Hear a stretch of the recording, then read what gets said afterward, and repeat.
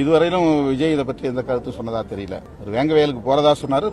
எனக்கு அது ஒரு ஆறுதல் தந்தது, அதை வரவேற்றேன். ஆனால் இப்போ இது தொடர்பாக அவர் எந்த கருத்தும் சொன்னதாக தெரியவில்லை. வேங்கவேலுக்கு போறதா சொன்னாரு.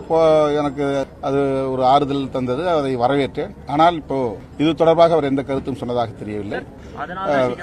திமுக கூட்டணி கட்சியிலே இருக்கிறீங்க, வேங்கவேல் சம்பந்தமா ஒரு அழுத்தம் கொடுத்து விசாரிக்க வேண்டிய தேவை ஏன் எழுந்திருக்குன்னு நீங்க பாக்குறீங்க? பியூரோக்ராட் சிஸ்டம்ங்கிறது வேற. ஒட்டுமொத்தமா ஆட்சியில் இருப்பவர்கள் சொல்றபடிதான் காவல்துறை செயல்படும் அப்படின்னு நம்ம சொல்ல முடியாது. அப்படி யாரும் தலையிடவும் மாட்டாங்க. ஆனா காவல்துறையை சார்ந்தவர்கள் தங்களுடைய புலன் விசாரணையில் சுதந்திரமாக செயல்பட வேண்டும் என்பதிலே யாருக்கும் மாற்று கருத்தில்லை. பொதுவாகவே ஆன்டி தலித் சைக் என்பது பியூரோக்ராட்ஸ் மத்தியில இருக்கு.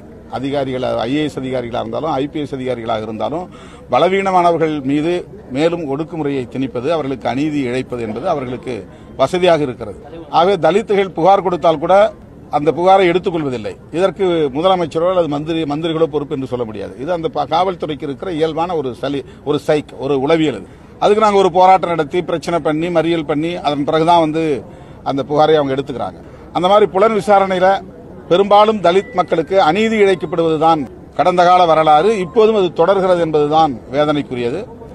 வேங்கவேலிலே காவல்துறையின் இந்த போக்கு என்பது மிகப்பெரிய ஏமாற்றத்தையும் அதிர்ச்சியையும் தருகிறது. இப்பொழுது கைது செய்யப்பட்டிருக்கக்கூடிய நபர்கள் வெளியே வரக்கூடிய சூழல் இருக்கா? நீங்க யாரு? இப்போ 3 பேர் சார்ஜ் ஷீட்ல பேர் இருக்கு. சோ நீங்களே ஒரு வழக்கறிஞர் அப்படிங்கிற முறையில அதற்கு சட்ட ரீதியா எப்படி உதவி செஞ்சிட்டு இருக்கீங்க?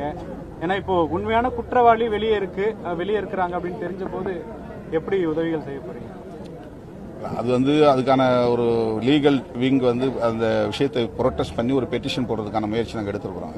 இந்த ட்ரையல் கோர்ட், இது சம்பந்தமான ஸ்பெஷல் கோர்ட், அதை விசாரணை நீதிமன்றத்தில் இந்த குற்றப்பத்திரிகையை ஏற்கக்கூடாது என்று அதற்கு எதிர்ப்பு தெரிவித்து ஒரு மனுவை தாக்கல் செய்ய ஏற்பாடு செய்திருக்கிறோம். எங்கள் வழக்கறிஞர் பிரிவு அந்த வேலையை செய்து கொண்டிருக்கிறது, செய்ய போகிறது. திங்கட்கிழமை அதை தாக்கல் செய்வோம்.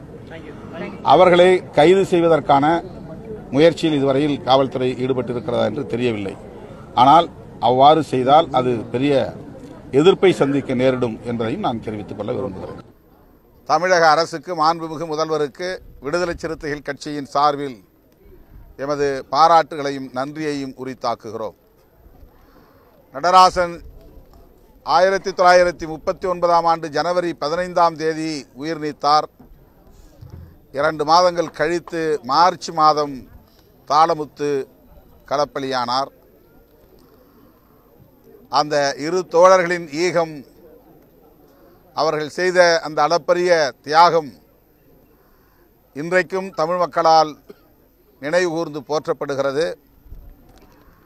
அந்த போராளிகளை வரிசைப்படுத்துகிற போது நடராசன், தாளமுத்து என்று அழைப்பதுதான்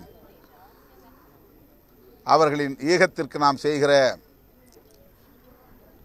சிறப்பாக அமையும், மரியாதையாக அமையும். நடராசன் தாளமுத்து நினைவிடம் என்று இந்த நினைவிடத்திற்கு பெயர் சூட்டப்பட்டிருந்தது.